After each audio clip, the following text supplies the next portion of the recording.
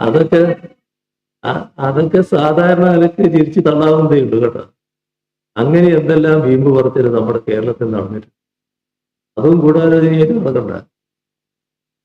ഗൂഢാലോചനയാണ്, എന്താ സംശയം?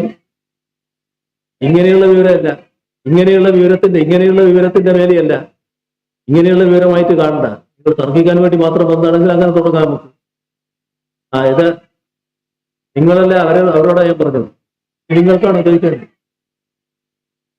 നിങ്ങൾ മാധ്യമ പ്രവർത്തനം തന്നെ, നിങ്ങളുടെ മാധ്യമ പ്രവർത്തനത്തെ പറ്റിയാണ് ഞാൻ പറഞ്ഞത്. മാധ്യമ പ്രവർത്തനമായിട്ട് നടത്തണം. അതിന് യാതൊരു തടസ്സവും ഇവിടെ ആരും ഉണ്ടാക്കുന്നില്ല. ഞാൻ പറയട്ടെ, നിങ്ങളെന്തെങ്കിലും ചാടിക്കൊണ്ടിരിക്കുന്നു. മാധ്യമ പ്രവർത്തനമായി നടത്തുന്നത് യാതൊരു തടസ്സവുമില്ല. ആരും അതിന്റെ മേലെ കുതിര കയറുന്നില്ല. പക്ഷെ പോലീസ് ഇപ്പോ ഒരു കേസ് എടുത്തിരിക്കുന്നു. ആ കേസിൽ പോലീസ് പറഞ്ഞിരിക്കുന്നു ഗൂഢാലോചനയുണ്ട്.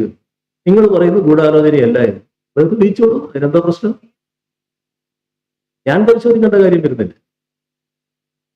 എനിക്കതിൽ വിശ്വാസക്കുറവില്ല, അതാണ് പ്രശ്നം. അതാണ് എന്റെ പ്രശ്നം. നിങ്ങളുടെ കൂട്ടത്തിൽ ഗൂഢാലോചന നടത്താൻ പറ്റിയവരുണ്ട്. ആ ഗൂഢാലോചന നടത്തിയിട്ടുണ്ടെങ്കിൽ ഗൂഢാലോചനയുടെ കേസും വരും. അത്രയേ ഉള്ളൂ അതിന്. നിങ്ങൾ ജോലി സ്ഥലത്ത് പോകുന്നതോ, നിങ്ങൾ മറ്റു പ്രൊഫഷണൽ സ്ഥലത്ത് പോകുന്നതോ, നിങ്ങൾ സാധാരണ ആൾക്ക് മാധ്യമ പ്രവർത്തനം നടത്തുന്നതോ ഒന്നും ഇവിടെ ആരും തടയാൻ പോകുന്നില്ല. പക്ഷെ ആ നില വിട്ട് മറ്റൊരു നില വന്നാൽ, കുറച്ച് ശബ്ദം ഉയർത്തി പറഞ്ഞാൽ കാര്യങ്ങൾ നേടിക്കളയാമെന്നുള്ള ധാരണയിൽ തുടങ്ങണം. അതേ ഉള്ളൂ.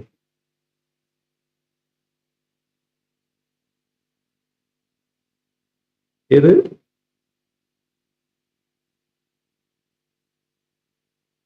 ഗൂഢാലോചനക്ക് പുറപ്പെടേണ്ടതേ ഉള്ളൂ. നിങ്ങൾ മാധ്യമ പ്രവർത്തനത്തിന്റെ ഭാഗമായി നിങ്ങൾക്ക് പല വിവരങ്ങളും കിട്ടും, നിങ്ങൾ പറയും, നിങ്ങൾ നടപ്പാക്കും, നിങ്ങൾ വാർത്ത കൊടുക്കും, ഒക്കെ ചെയ്യും. അതൊന്നും ഗൂഢാലോചനയല്ല. പക്ഷെ ഗൂഢാലോചനയുടെ ഭാഗമായി നിങ്ങൾ അറിയും.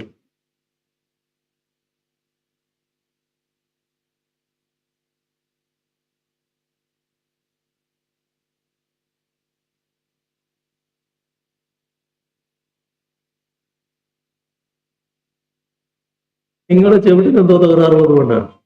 നിങ്ങളുടെ ചെവിട്ടിന് എന്തോ തകരാറുണ്ട്, അല്ലെങ്കിൽ വായനക്ക് എന്തോ തകരാറുണ്ട്. എന്താണെന്നറിയോ?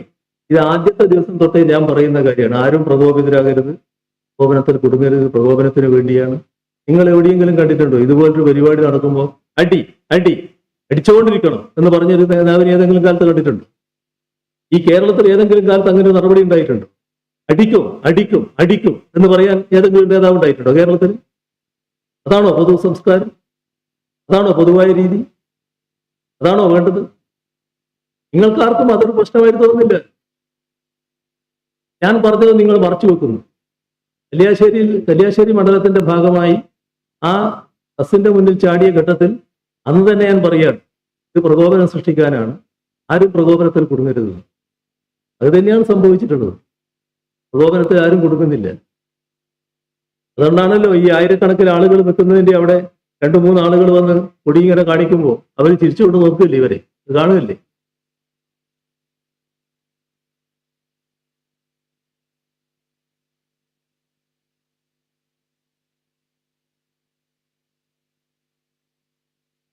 വീടുകൾക്ക് നേരെ ആക്രമണം നടത്തുന്നത് കണ്ടല്ലോ. ഇന്നലെ ഒരാൾ പറയുന്നത് കേട്ടല്ലോ, ജില്ലയില്, ആലപ്പുഴ ജില്ലയില് കണ്ടല്ലോ ഒരു വാർത്ത.